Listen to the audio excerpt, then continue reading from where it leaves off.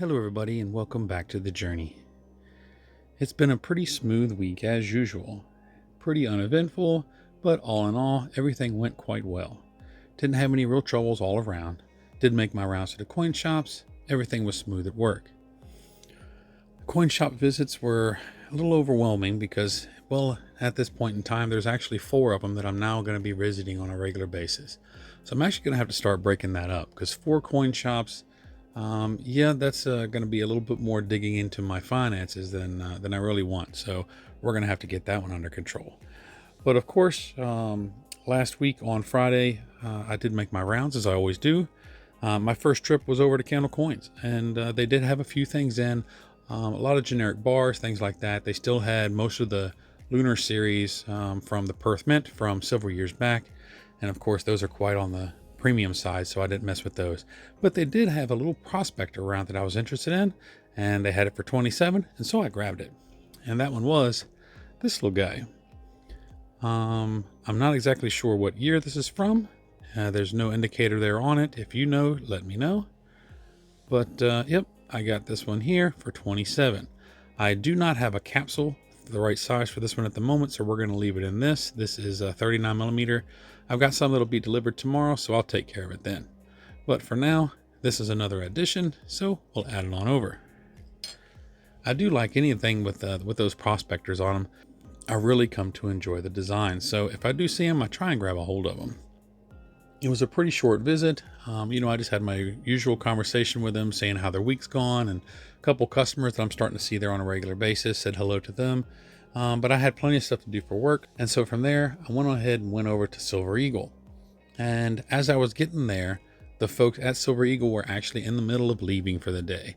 They were leaving early. I didn't even say anything to them because they were getting in their car as I was pulling up. So they were basically they were closed. So I didn't get to see them. But I did head from there on over to Newcastle Coins. And he had pretty good selection. It wasn't amazing, but he did have a few things in there I was interested in. And again, they were there for 27. So I did pick up a couple pieces, and we'll take a look at those. But for these, let me put some gloves on. And the first one was this here trade unit. And this is from 1981. And this is from the U.S. Assay Office. I have not particularly seen any of these. It's the first one I have come across. $27, and I figured it was a pretty cool. I have not seen them. I do have several trade units, but nothing like this. So I went on ahead and grabbed it up. Have another vintage, and most of y'all know I'm not big into the vintage, but they're always good to have for trade and things like that. This is another one that I do not have a capsule for, so this one right here is just going to sit on the stand until tomorrow when the capsules come in. I do have a flip that it'll go back into. Actually, I'm going to put it into some of the Swan Bullion pouches that I got from Akadaka Stacker. And so we'll set that back here for the moment. But yep, it's quite a nice piece. And there's 2 different versions of this.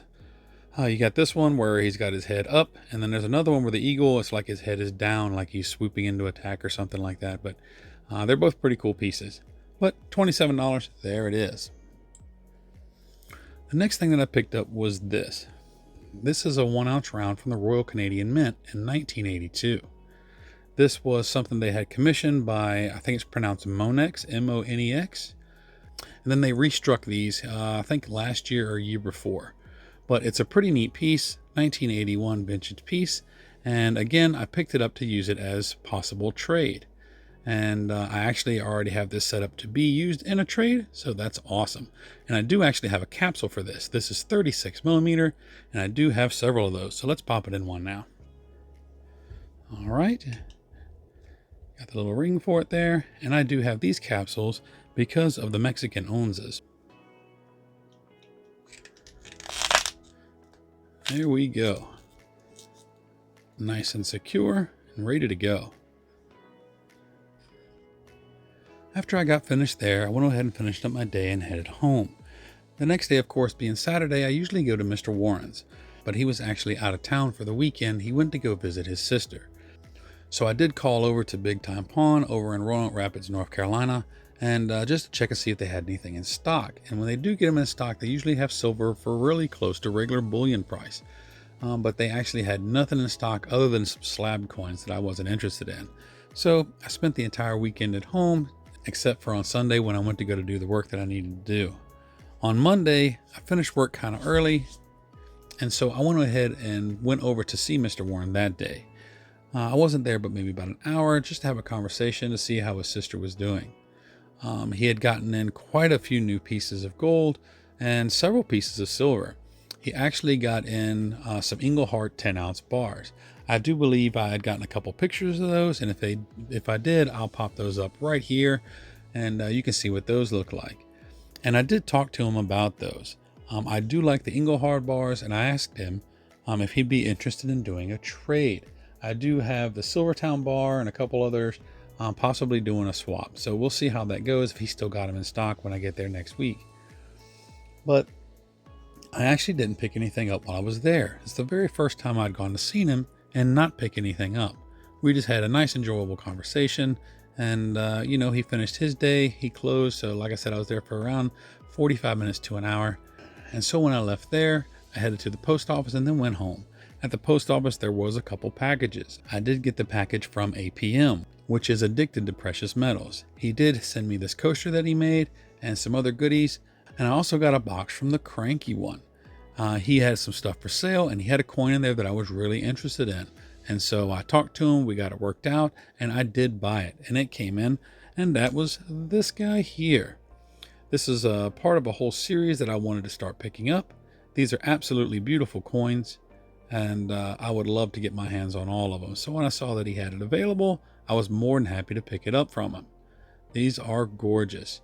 I had first seen this particular one over on Senta Georgie's channel. He's got most of these already. He's doing quite well. And so if you want some more info on those, go over there and check it out. I did do the mail call for those, and if you're looking to see more details on everything that had come in with that, I'll have a link to that down in the description below. I know there are several of you out there that are wanting some more info on our 1,000 subscriber giveaway that myself and Tooly are doing. Well, rest assured that we're going to be giving y'all some more info on that very soon, so keep an eye out for that. But until next time, I thank you for taking a few minutes and watching this video. Remember to like and subscribe and comment down below. And as always, remember to follow along on my silver journey. We'll see you in the next one. God bless.